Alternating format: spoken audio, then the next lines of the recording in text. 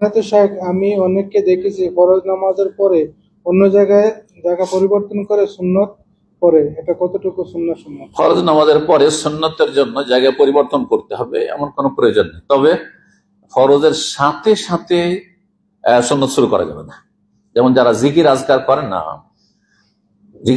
না, সালাম ফেরা, ফরজ নামাজ থেকে সালাম ফেরার পরে মোনাজাত ধরা অভ্যাস আছে, এটা বিদাত। মোনাজাত ধরলো বিদাত। আচ্ছা, মোনাজাত যখন আরব দেশে করতে পারে না, তখন সালাম ফেরার পরে ধাই করে দাঁড়িয়ে সুন্নত শুরু করে দেয়, এটা ঠিক নয়। ওতে মানুষ বুঝতে পারবে না যে ফরজ পড়ছে না সুন্নত পড়ছে। যাতে কমপক্ষে বাইরে থেকে আসলে দর্শক বুঝতে পারে যে এটা ফরজ নয়, ফরজ শেষ হয়ে গেছে, সুন্নত চলছে। সেটা জায়গা পরিবর্তনের মাধ্যমে হোক অথবা কথা বলার মাধ্যমে, সালাম ফেরার পরে তার সাথে কথা বলে নিল অথবা জিকির আজকারের মাধ্যমে বুঝে নিল যে হ্যাঁ এখন নামাজ হয়ে গেছে। বোঝা গেছে না?